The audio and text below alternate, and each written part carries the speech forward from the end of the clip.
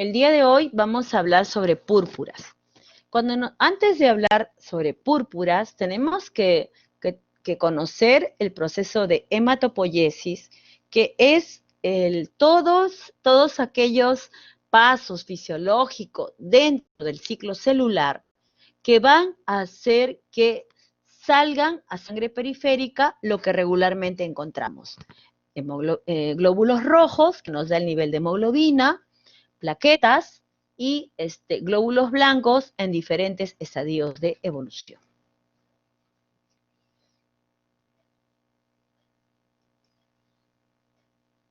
Es muy importante que nosotros conozcamos que en cada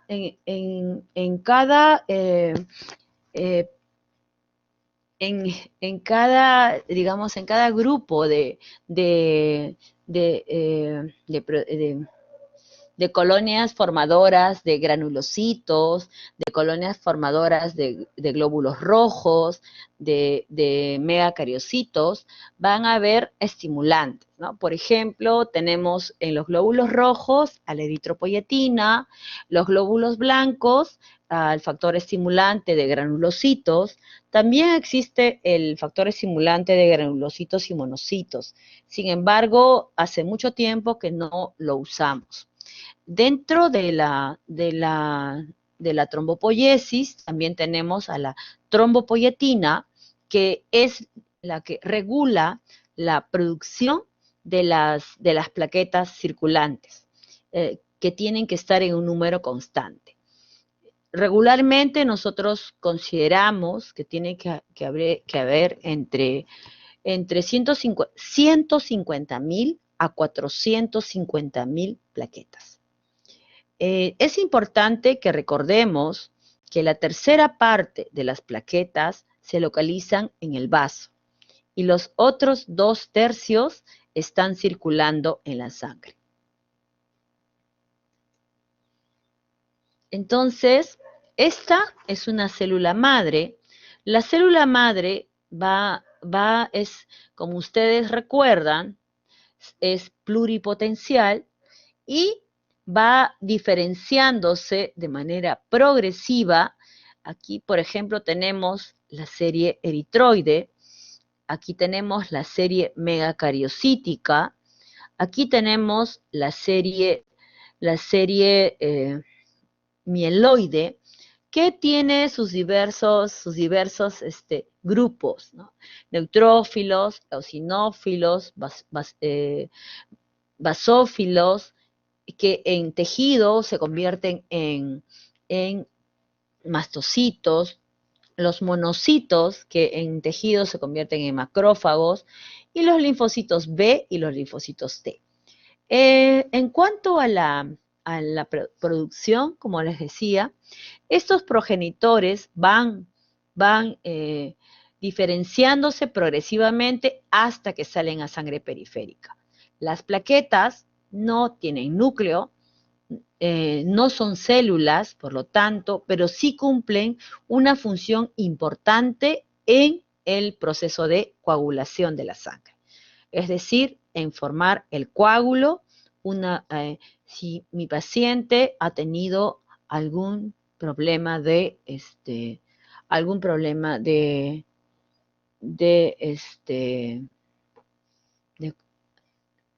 perdone, neutrófilos nos defienden de las infecciones bacterianas, los linfocitos de las infecciones virales. Entonces, ello va a cambiar, va a ir variando, y si ya han hecho la clase de mieloma múltiple, la célula plasmática es un linfocito B diferenciado. ¿Y por qué estoy hablando de los linfocitos? Porque en la enfermedad otra vez autoinmune, de la cual voy a hablar un poco más, que es púrpura trombocitopénica inmune, tiene mucho que ver los linfocitos activados. Este es el proceso de la trombopoiesis. La trombopoiesis es es un proceso en el cual los megacariocitos van diferenciándose progresivamente desde la célula madre hasta que salen las plaquetas a sangre periférica. Es importante dónde hay receptores de trombopoyetina, porque la trombopoyetina es el estimulante de la producción de los glóbulos, perdón, de las plaquetas. Disculpen, mi hijo está con fiebre y estoy preocupada. Creo que ya le está bajando. Disculpen. Entonces, bueno, receptores de trombopoyetina tenemos hasta los megacariocitos, y es importante porque a la fecha, hay elementos que son semejantes o equivalentes a la trombopoyetina que funcionan, por ejemplo, o que se utilizan en dos patologías principalmente, en púrpura trombocitopénica inmune y en aplasia medular. En aplasia medular las dosis son más altas, pero igual tienen su lugar dentro de la producción dentro del estímulo, estimulan al megacariocito y de esa manera mejoran que hay una mejora en la cantidad de plaquetas. Cuando hablábamos de la hematopoiesis, les quería mostrar esta célula de aquí, esta célula grande, que es el megacariocito y que está lleno de plaquetas. El megacariocito no lo vamos a encontrar en sangre periférica. En sangre periférica lo que vamos a encontrar son las plaquetas. Entonces, aquí tenemos a las plaquetitas que están agregadas. Las plaquetas se agregan y se adhieren. Son los dos mecanismos por los cuales participan en la hemostasia primaria. En la hemostasia normal participa el vaso sanguíneo, las plaquetas y las proteínas procoagulantes. También las plaquetas participan en la formación, por ejemplo, promueven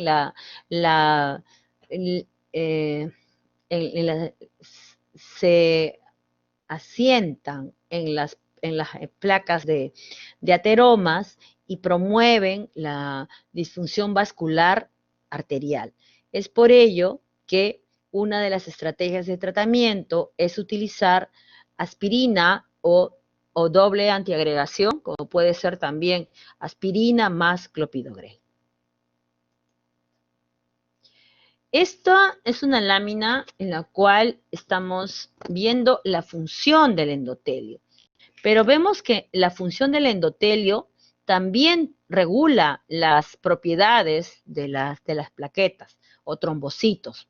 Entonces, es por esto que estoy presentando esta lámina, porque el endotelio tiene una función muy importante, no solamente cuando libera el factor tisular, sino también, como ustedes ven acá, en la oxidación de los lípidos, en los procesos inflamatorios y en este caso regular el número de plaquetas. Esta es la plaqueta, recuerden, tiene sus glicoproteínas. Las glicoproteínas son sitios de unión. Por ejemplo, aquí tenemos sitios de unión para el factor von Willebrand, sitios de unión para el fibrinógeno y el factor von Willebrand. Tiene mitocondrias, tiene lisosomas, tiene microtúbulos, tiene gránulos alfa. Sin embargo, vemos que no tiene núcleo, pero son elementos muy importantes dentro del proceso de coagulación y también, por ejemplo, pueden formar trombos. Las plaquetas tienen un diámetro de 1 a 3 micras, son anucleados. Aquí ponemos 150.000 a 300.000, pero en general decimos 150.000 a 450.000, pero la vida media de una de las plaquetas es de 8 a 12 días. Y esto es importante que lo recuerden, porque, por ejemplo, un paciente que está antiagregado, que está recibiendo aspirina y tiene un accidente de tránsito y necesita ser operado inmediatamente, tengo que ponerle plaquetas, porque las plaquetas que tiene en ese momento no están funcionales. Si tengo un paciente que tiene una cirugía electiva y riesgo-beneficio, le puedo suspender eh, eh, las plaquetas, debe ser una semana antes, 10 días previo. Un megacariocito puede producir entre 1.000 a 5.000 plaquetas. Recuerden la vida media, 8 a 12 días. Si yo estoy usando un antiagregante que puede ser aspirina, puede ser clopidogrel, recuerden que tengo que suspender por lo menos 10 a 12 días para que mi paciente no sangre. Un pequeño, un relato. Hace algún tiempo tuvimos bueno, hubo una paciente a la que operaron de cáncer de estómago. No nos preguntaron a los hematólogos, y eso, bueno, eso es algo que, digamos, no estoy diciendo que somos exclusivos de, pero el colega que respondió a la interconsulta, que no era hematólogo, la paciente estaba doble antiagregada y estaba recibiendo aspirina con clopidogrel. Entonces le hacen la consulta y le dice, ¿cuántos días puede suspender las plaquetas? Perdón, ¿cuántos días sí puede suspender el medicamento para poder operar? 3 días. A la hora nos estaban llamando porque el paciente sangraba en napa. Entonces es importante que ustedes recuerden, si el paciente está tomando algún antiinflamatorio, también tienen que responder que por lo menos 10 días no debe de tomar ningún antiagregante ni ningún antiinflamatorio, porque ambos productos, al final, aspirina está dentro de los AINES, alteran la función de las plaquetas. Entonces, igual, la integridad del sistema vascular quiere decir que nosotros vamos a tener una hemostasia normal, depende del vaso sanguíneo, de las plaquetas y de los factores de la coagulación. Es muy importante porque antes de calificar a una persona como fragilidad capilar, tenemos que haber hecho antes una buena anamnesis. Las púrpuras vasculares están consideradas dentro del diagnóstico diferencial de las púrpuras que son debidas a trastornos hemorrágicos. En general, púrpura es una hemorragia en la piel que se va a extravasar y se van a llamar petequias cuando tienen 2 milímetros de diámetro. Cuando nosotros encontramos petequias, representan anormalidades en la vasculatura, en el vaso sanguíneo, si nos estamos refiriendo a púrpuras vasculares, o las plaquetas. Esto es para diferenciar hemostasia primaria de hemostasia secundaria. Hemostasia primaria es vaso sanguíneo y plaquetas. Sus sangrados van a ser, usualmente, los sangrados van a ser petequias y pueden ser sangrados en mucosas. Mientras que grandes sangrados en articulaciones o en musculatura, están asociados a hemostasia secundaria que termina con la formación del coágulo de fibrina. Aquí están, este es un paciente que tiene petequias. Esta es una púrpura vascular. Usualmente son simétricas y el paciente va a venir puede ser sistémicas o pueden ser localizadas. Ello usualmente lo trata dermatología, pero antes de mandar tengo que pedir un hemograma y en ese hemograma tengo que ver cómo está el recuento de plaquetas.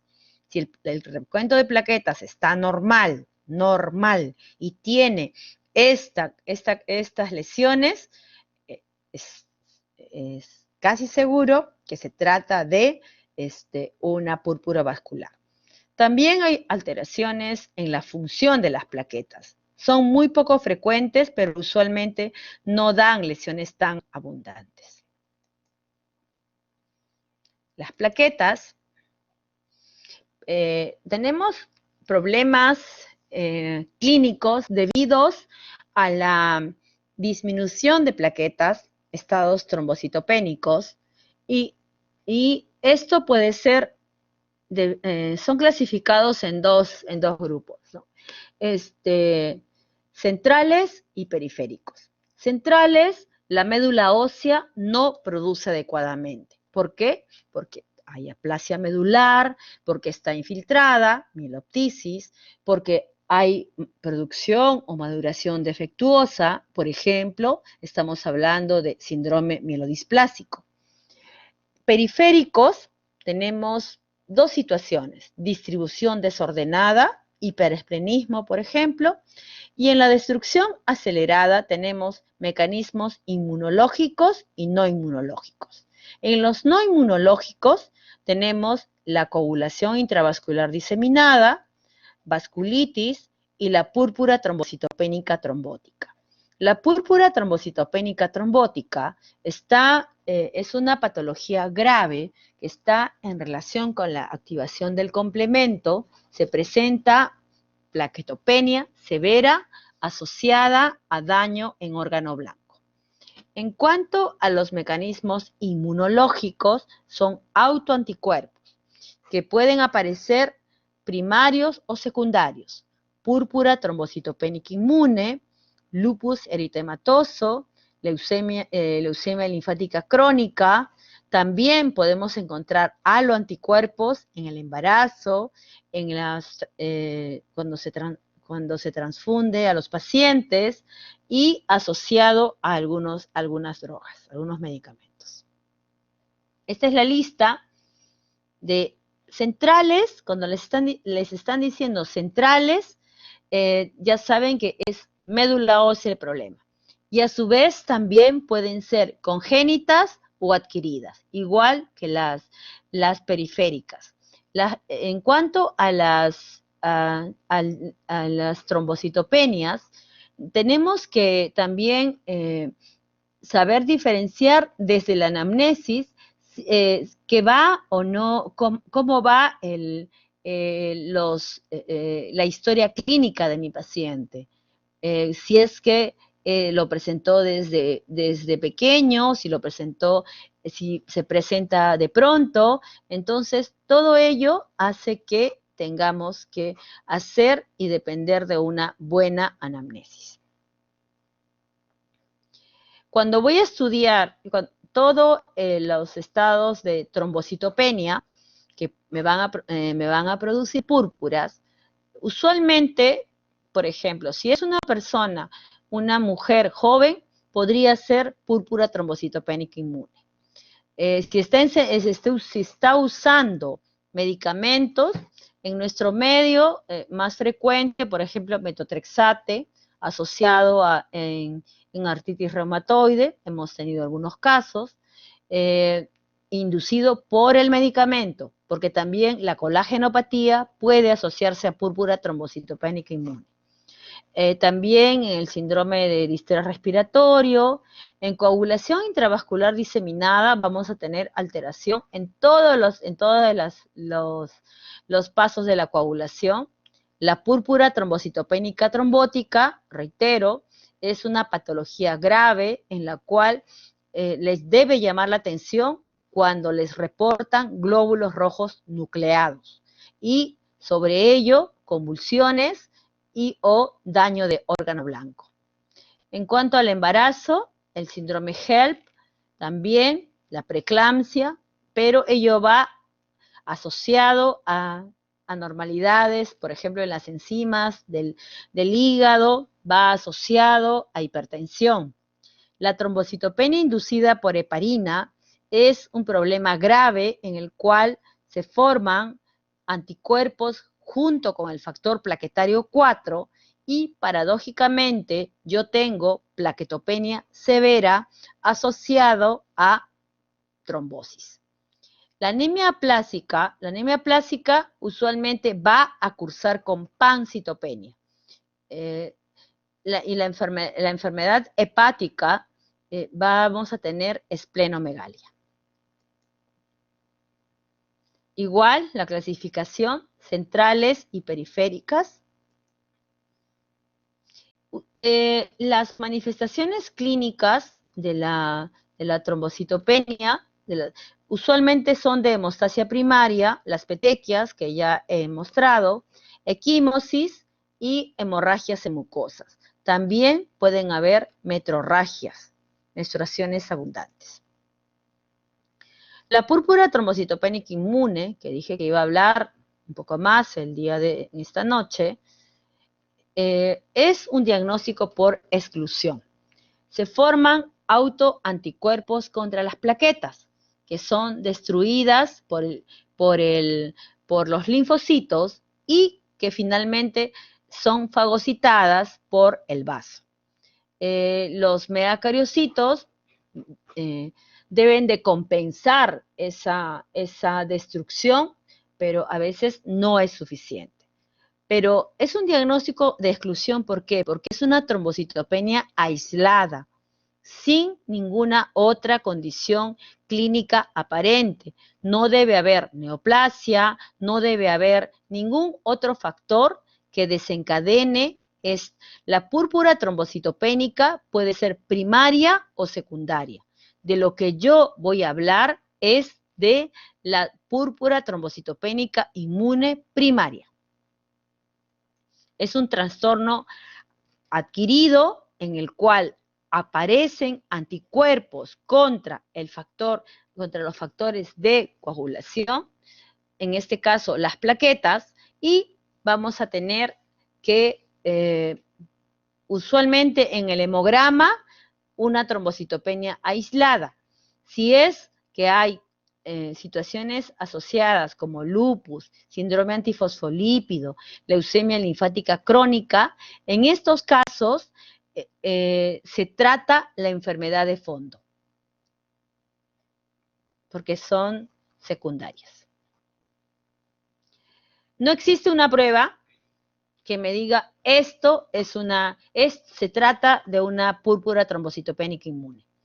El examen físico suele ser normal, no debe haber esplenomegalia, no debe haber síntomas B, es decir, fiebre, baja de peso, no debe haber crecimiento, no debe haber visceromegalia, no debe haber adenopatías. Es un diagnóstico por exclusión. Un paciente infectado con plaquetas bajas, por ejemplo 50.000, tampoco, pues. Se tiene otra vez como concepto una persona sana.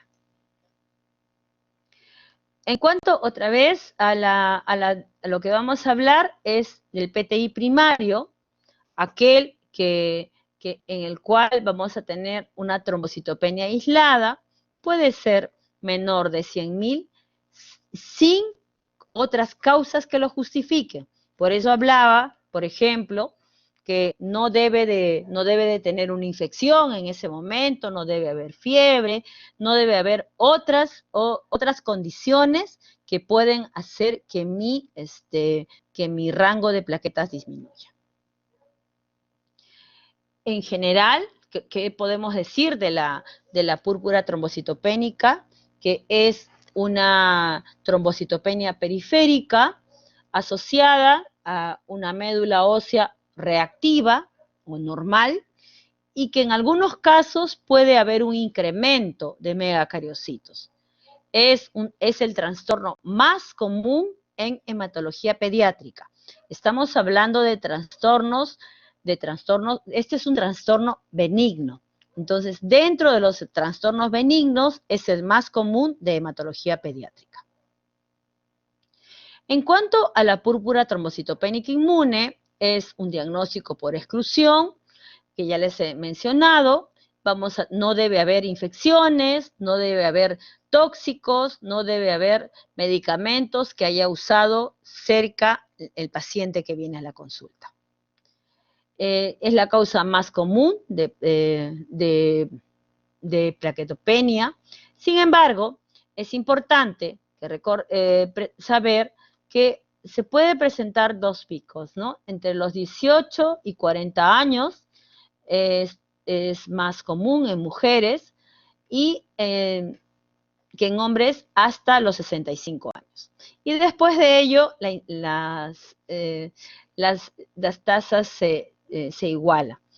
El 80% de los adultos tiende a tener un curso crónico, mientras que los niños usualmente tienen un curso agudo. Eso es importante que lo conozcan. En cuanto a la patogenia, como les decía,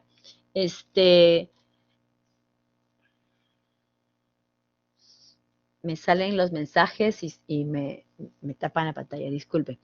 Las manifestaciones, como les decía, van a ser consecuencia de la destrucción precoz de las plaquetas que van a estar unidas a anticuerpos específicos del paciente. Y estos anticuerpos que están unidos a las plaquetas que están unidas a estos anticuerpos van a ser fagocitados por el sistema retículo endotelial. ¿Y qué va a pasar con estos?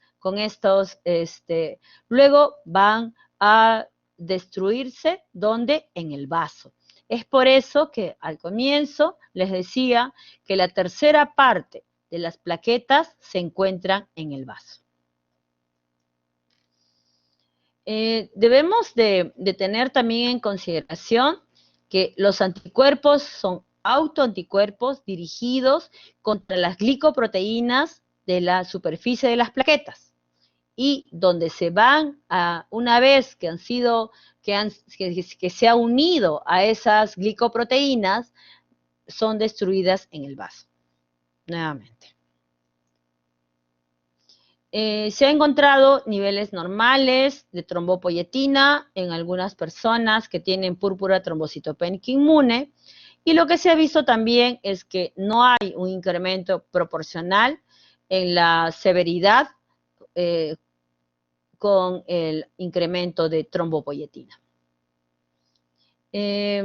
Hasta ahora, lo que sabemos es que los anticuerpos se dirigen contra las glicoproteínas y también que estamos la regulación debe ser inmune, pero sin embargo el paciente puede venir con una plaquetopenia bastante severa. El PTI agudo, y agudo en este caso sí se refiere al tiempo, el PTI agudo usualmente, los anticuerpos pueden aparecer como una respuesta normal, pero post-infección, no durante la infección. Y también pueden presentarse contra los mismos megacariocitos, acelerando la lisis de estos. Aquí tienen a la plaqueta otra vez y recuerden los sitios de unión que tienen para el factor von Willebrand, para la trombina, para la fibronectina, para el colágeno, y también habíamos dicho que existen las glicoproteínas 2B, 3A y la 1B9. Recuerden porque son los sitios donde se van a unir se van a anclar estos anticuerpos. Y los linfocitos no los van a reconocer como propios.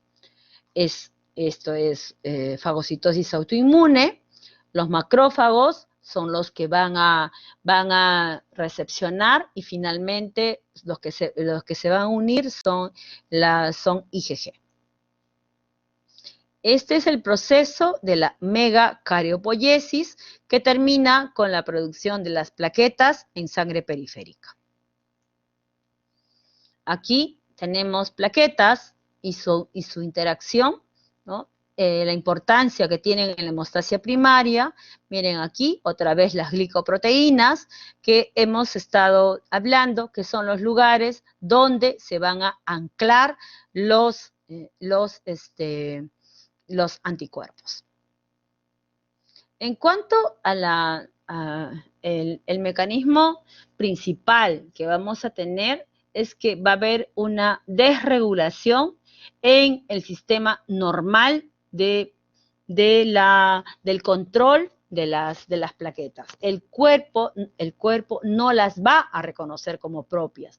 Y es por eso que vamos a tener, estamos hablando que es una enfermedad inmunológica donde la médula ósea produce, pero periféricamente se destruyen las plaquetas. Los blancos antigénicos, como les decía, recuérdenlos, son la glicoproteína 1B3A y 1B9.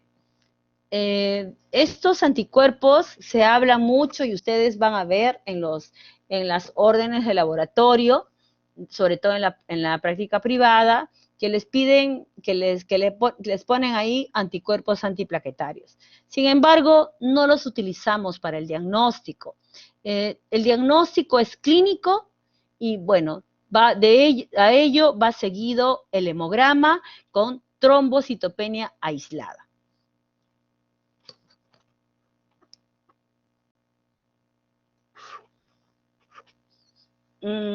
También vamos a encontrar los anticuerpos que están dirigidos contra la glicoproteína 1B, van a ser refractarios a la terapia.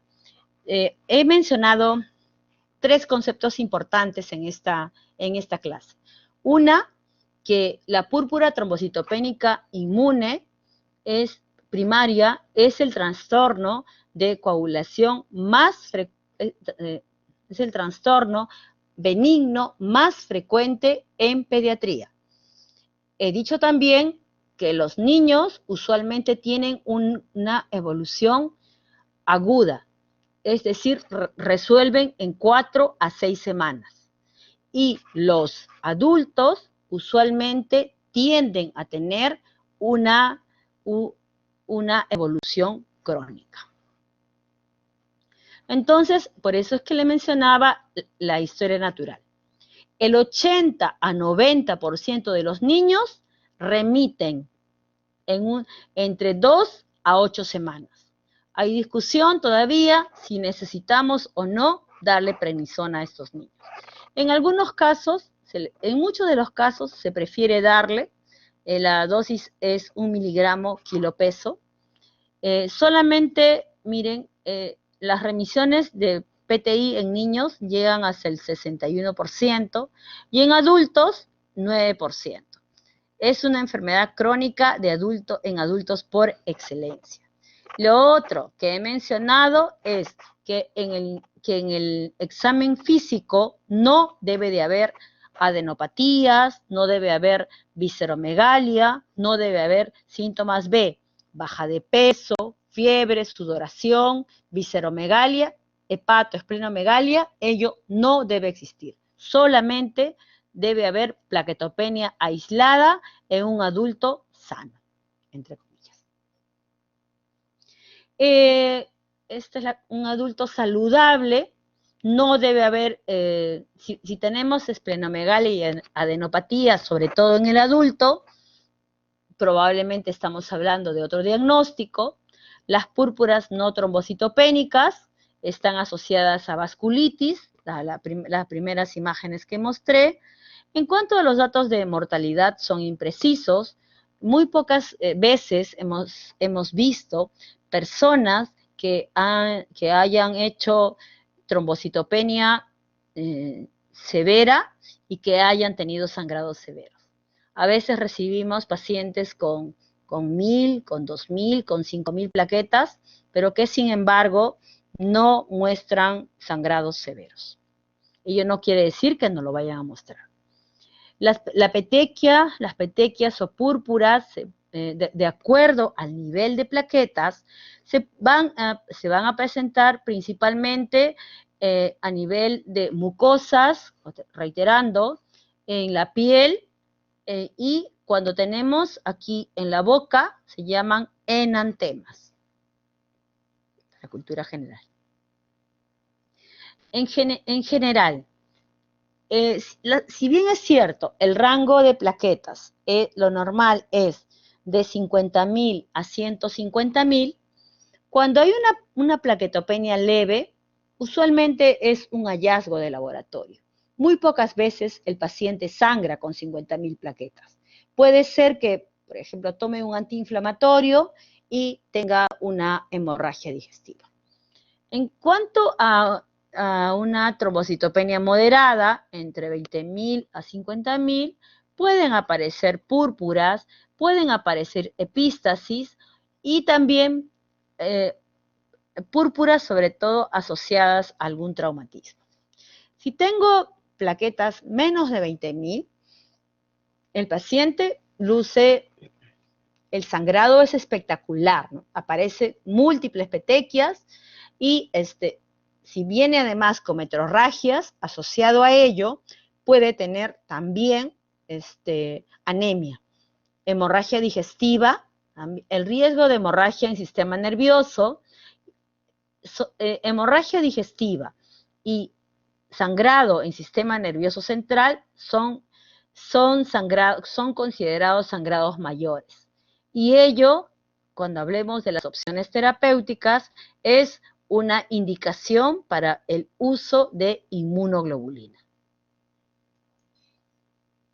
En cuanto al diagnóstico diferencial, lo que quiero aquí que quede claro es que nosotros estamos hablando de un problema adquirido, pero hay causas de trombocitopenia hereditarias y adquiridas. La mayor cantidad son adquiridas. Pueden ser de causas inmunes y de causas no inmunes. El diagnóstico diferencial, las trombocitopenias hereditarias, hiperesplenismo, el uso de drogas, medicamentos referidos, por ejemplo, les hablaba de metotrexate, que lo que sí hemos tenido es neutropenia severa asociado a exceso de toma de uña de gato. Como nosotros tratamos también leucemias en el hospital, teníamos una paciente que no mejoraba de su neutropenia severa.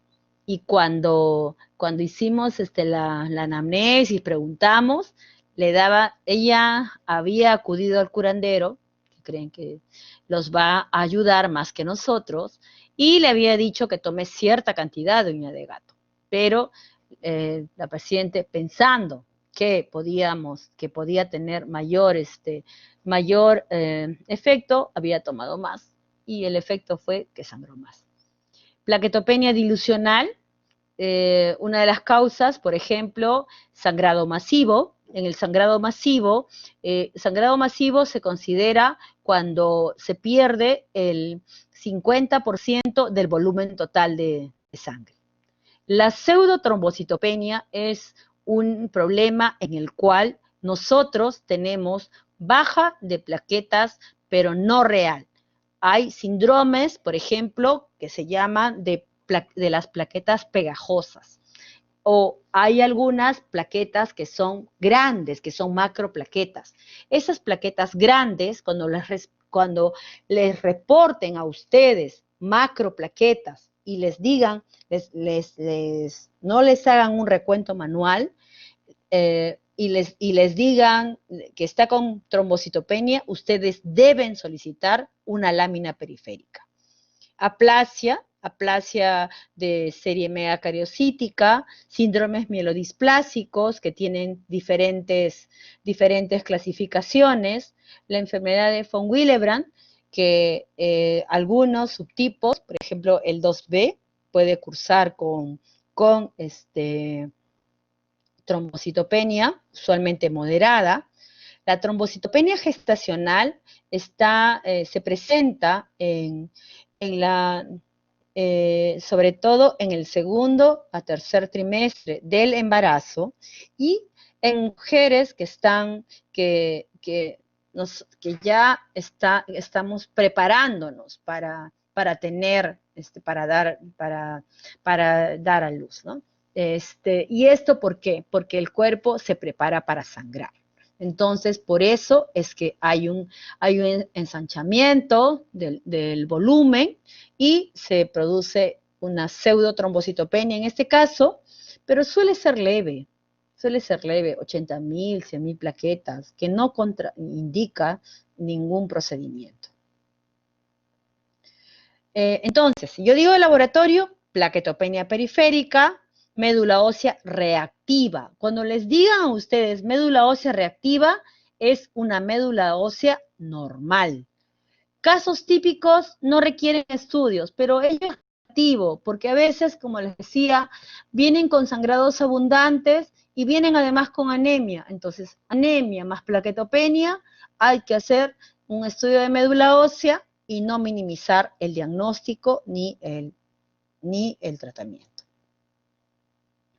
Es un diagnóstico por exclusión, pero debemos recordar también que nosotros en el tratamiento no buscamos que el paciente tenga un rango de plaquetas normales. Buscamos a un paciente que tenga un rango de plaquetas adecuadas para una adecuada calidad de vida. Tengo una paciente que es una colega, pero vive en Pucallpa y toma prednisona, se controla allá, no puede venir a controlarse aquí al hospital y ella toma corticoide y sin embargo uno de los temas con ella es que ha llegado a tomar tanta cantidad de corticoide que ha hecho diabetes secundaria y llegó a ser coma diabético asociado a uso de corticoide prolongado. En cuanto al tratamiento, los corticosteroides siguen siendo la primera línea de tratamiento.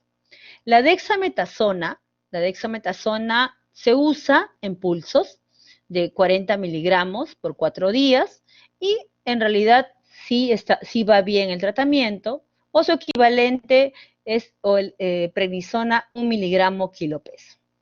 Las inmunoglobulinas, estoy salteando inmunoglobulina D porque realmente no lo utilizamos en forma, digamos, frecuente, anecdótico podría ser en tal caso, pero sí las inmunoglobulinas de origen humano. Las inmunoglobulinas, la dosis es de 1 a 2 miligramos, que puede darse en 1 o 2 días. ¿Qué hace la inmunoglobulina? La inmunoglobulina estimula a la médula ósea para que produzca mayor cantidad de plaquetas. ¿Cuándo lo tengo que usar? Les dije, sangrado mayor, sangrado en sistema nervioso central, sangrado gástrico. Mi paciente va a ser operado y tiene 30.000 plaquetas y tiene una apendicitis. Tengo que ponerle inmunoglobulina. Mi paciente ha sufrido un traumatismo severo y tiene un hematoma cerebral y tiene que operarse. Igual, inmunoglobulina. Pero el tiempo de respuesta va a ser corto, entre 5 a 7 días. Es caro. Para los objetivos, lo que yo les diría primero es, recordemos que no queremos niveles normales de plaquetas, sino niveles seguros. Porque si yo le voy a dar una gran cantidad de corticoides, lo que voy a tener son mayor cantidad de reacciones secundarias. Por ejemplo, aparte de la hiperglicemia, hipertensión, síndrome de Cushing, alteraciones en la osteopenia, alteraciones en la visión, podemos tener pacientes con cataratas, en fin. Entonces, el tratamiento se tiene que dar con mucho cuidado y de manera individualizada. Me salió, creo. Siempre me demoro en esa palabra.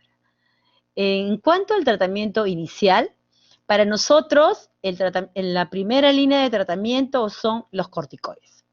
Los corticoides, prednisona 1 miligramo kilo peso o dexametasona 40 miligramos por 4 días. Ese es el tratamiento inicial. Prednisona está acá, esta es una foto tomada del consenso de la Asociación Americana de Hematología, que igual se considera primera línea de tratamiento prednisona. Luego se abren algunos brazos. Rituximab también, porque el rituximab es un anticuerpo monoclonal que se va a unir al linfocito B, CD20 positivo. Entonces, ese linfocito B, al estar unido, ya no va a poder formar anticuerpos, pero el riesgo ¿cuál es? Que me haga inmunosupresión, igual que con la prednisona. Muchas veces los pacientes con púrpura trombocitopénica inmune no fallecen por sangrados, sino fallecen debido a infecciones asociadas a los medicamentos que están utilizando. Cuando se presenta trombocitopenia asociada a plaquetopenia, tenemos lo que vamos a tener es la plaquetopenia inmune, anemia hemolítica autoinmune más púrpura trombocitopénica inmune, el nombre es síndrome de Evans. En cuanto a las líneas de tratamiento, aquí igual, corticoides, inmunoglobulinas solamente en emergencias o en sangrados severos. No se dispone en todos los hospitales inmunoglobulinas. En algunos casos, entonces, se tiene que hacer transfusiones de plaquetas. Sin embargo, las transfusiones de plaquetas suelen ser de corta duración, porque si las propias se destruyen con rapidez, mucho más las adquiridas, o sea, las extrañas, ¿no? Las foráneas. En cuanto a los tratamientos de segunda línea, esplenectomía. Esplenectomía, la mayoría de los tratamientos de segunda línea, recuerden que se van a dar en el adulto, porque el niño usualmente va a tener un curso agudo. Entonces, cuando se le propone al paciente la esplenectomía, tenemos que hacerle saber que el 60% de los pacientes pueden responder al tratamiento, pero también puede haber recaída. Y además, a estos pacientes que van a ser sometidos a esplenectomía, tenemos que vacunarlos 2 semanas antes, hacerlos que los vacunen contra los gérmenes encapsulados, Haemophilus, criptococo, neumococo y la irradiación y la embolización son solamente, digamos, tratamientos anecdóticos. En cuanto a los agentes trombopoyéticos, son análogos de la trombopoyetina y está indicado en pacientes refractarios. También nos están permitiendo en el hospital, en la seguridad social, tenemos el trombopag. El trombopag es un análogo de la trombopoyetina, que sin embargo, la justificación que tenemos que poner muchas veces es porque el paciente no se quiere esplenectomizar. Entonces se le da agentes trombopoyéticos, pero tengo que estar segura que no tiene una causa secundaria. La trombopoyetina es la que va a regular la megacariopoyesis y por lo tanto tenemos factores que son trombopoyetina-like, recombinantes. Entonces, ¿qué hace? ¿Recuerdan de la primera lámina que le hablé donde habían receptores de trombopoyetina? Pues estimula donde a los megacariocitos que tienen los receptores para la trombopoyetina para que produzcan mayor cantidad de plaquetas, ¿no? Para que finalmente de esa manera eleven la cantidad de plaquetas. Gracias. El hospital en donde casi vivo ya 20 años. ¿Alguna pregunta? ¿Alguna pregunta, chicos?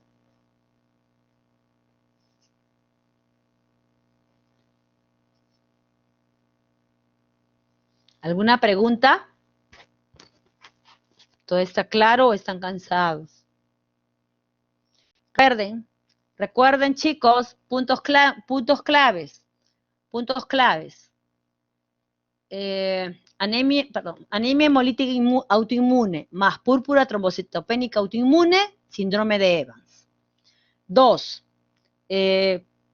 Púrpura trombocitopénica inmune en el niño se cura usualmente espontáneamente. A eso nos referimos cuando estamos hablando de remisión espontánea.